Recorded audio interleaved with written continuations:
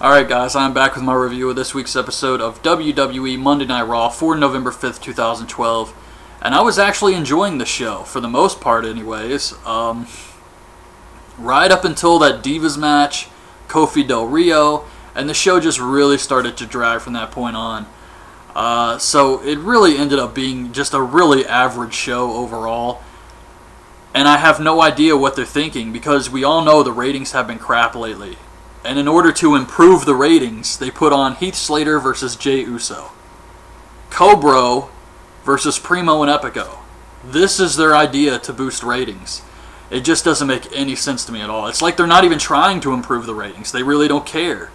And to top it off, this whole show really felt like they just threw it all together at the last minute. Like completely changing the Survivor Series main event. Which I actually think is an improvement. The show actually sounds much better now than it did last week. But the way they did it, it was like they weren't even trying to make it fit. They just had Vince come out and change the match. They didn't try and make it into an angle, nothing. They just changed Survivor Series. I guess they realized the show sounded like crap and they needed to do something. So they changed it tonight. That was it. So yeah, just things like that. The show just really felt thrown together at the last minute, and it showed.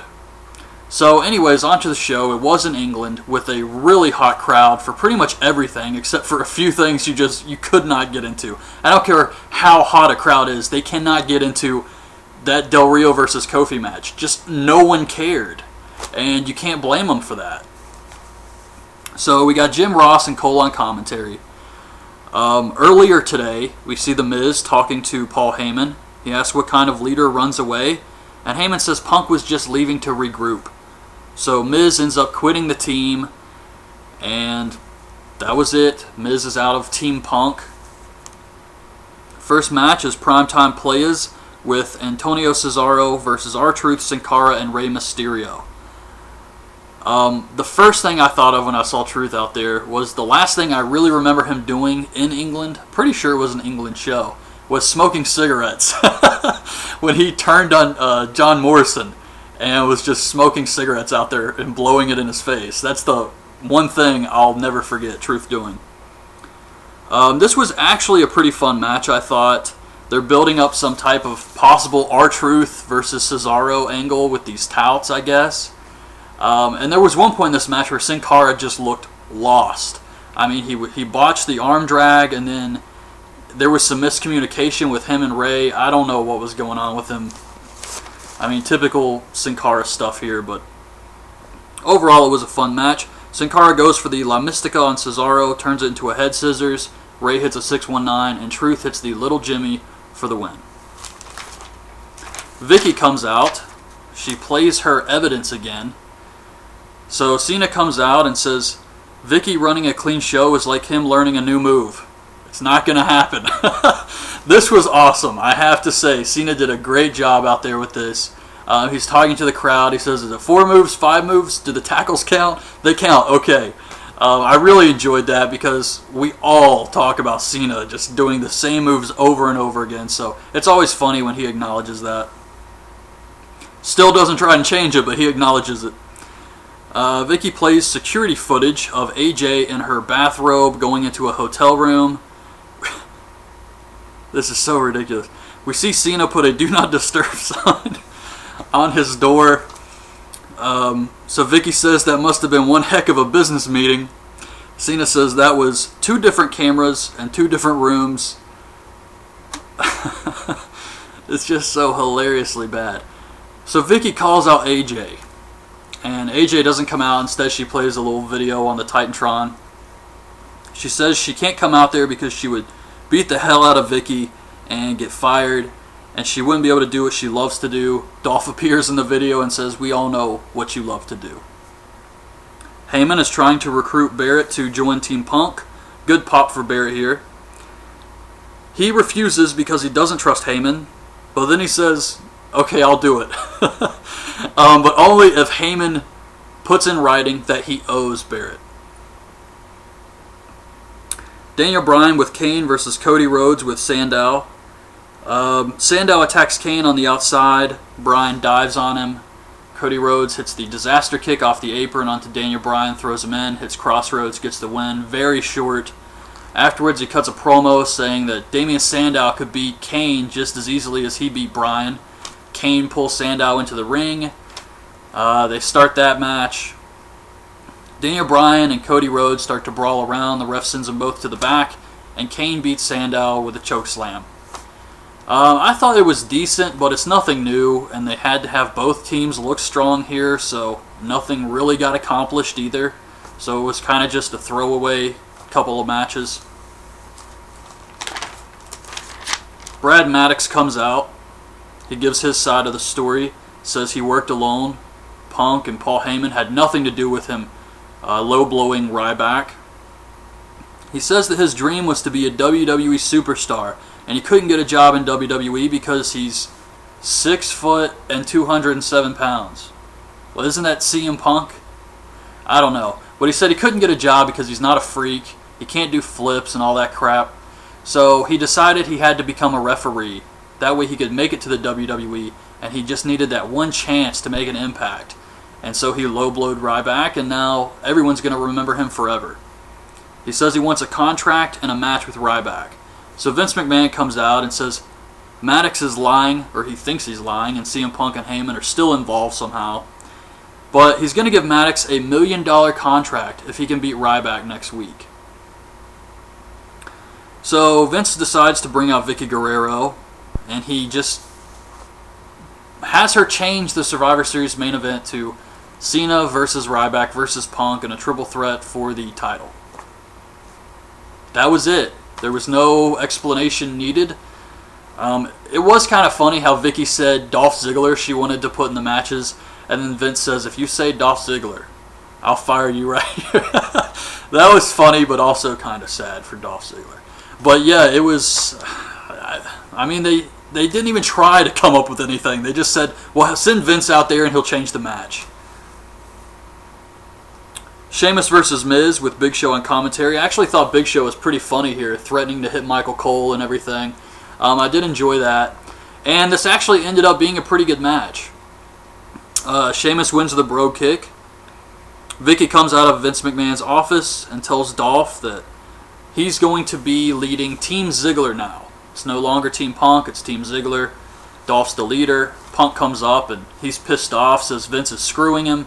And Vicky says tonight it's going to be Punk and Dolph versus Cena and Ryback. And Punk just keeps saying, what's wrong with her? What's wrong with her? We see a promo for this guy, Fandango. Mind if I cut in? I don't know anything about this. I know, I guess it could be a spoiler, maybe, but it's Johnny Curtis. That's Fandango.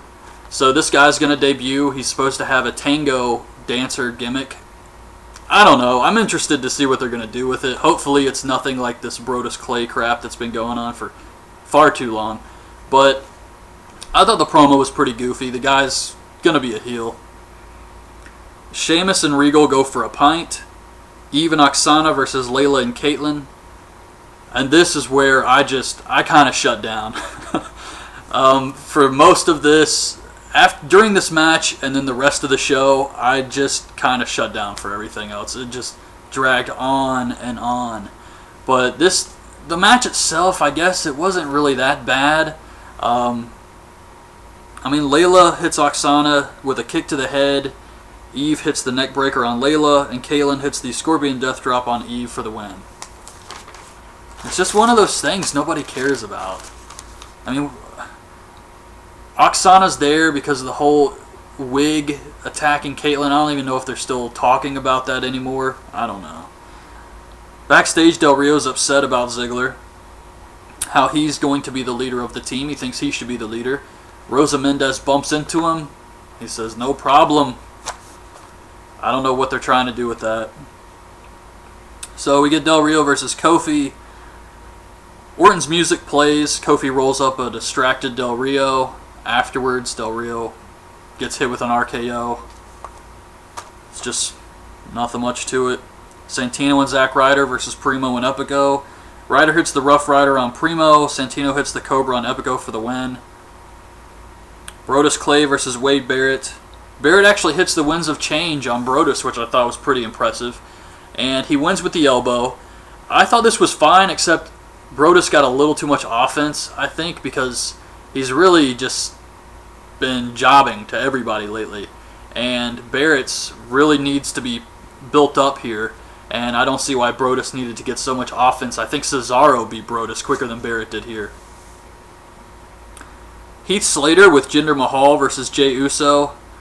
This was the 2MB tonight. I have no idea where McIntyre was, but he wasn't there. And Heath Slater is wearing eyeliner, which looks absolutely ridiculous, which makes it great, because his entire gimmick is being ridiculous.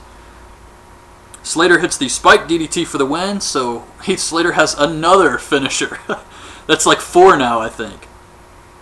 Punk and Heyman come out. Punk says once again he had nothing to do with Maddox getting involved with the match at Hell in a Cell.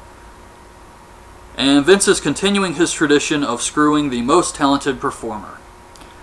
Funny thing about this is I noticed a CP Monk sign in the crowd, which is pretty awesome. Punk and Ziggler versus Cena and Ryback. Ryback gets the hot tag. He destroys Punk and Ziggler. He hits Shell Shocked on Punk. Wins the match. I really thought when he had Punk up and Shell Shocked that Brad Maddox was going to run out there and do something, anything. But no, nothing happened. Ryback just beat Punk. And afterwards, Cena and Ryback have a stare down, and Ryback just keeps saying, "Feed me more." So, that was it. That was the end of Raw. Just kind of a lackluster show here. I mean, this one really felt like 3 hours. I can't say that. But yeah, next week, apparently they still have to pick a babyface for Team Foley. And we get Brad Maddox versus Ryback. And I want to mention that I thought Brad Maddox actually did a pretty good job here tonight. This was his first big promo out there, and it was a little awkward, but I thought he did a pretty good job. And I'm actually curious to see what he can do. So yeah, next week, God, they really got to start doing something with Survivor Series. It's definitely an improvement than what it was last week, but still, it really needs a lot of work. And hopefully they have a good name for this Team Foley babyface. I'm trying to think who that could be to replace Ryback's spot. I don't know. But anyways, that's it. That was Raw this week. Hope you guys liked this video. Leave your thoughts on this week's show in the comments below, and thanks for watching.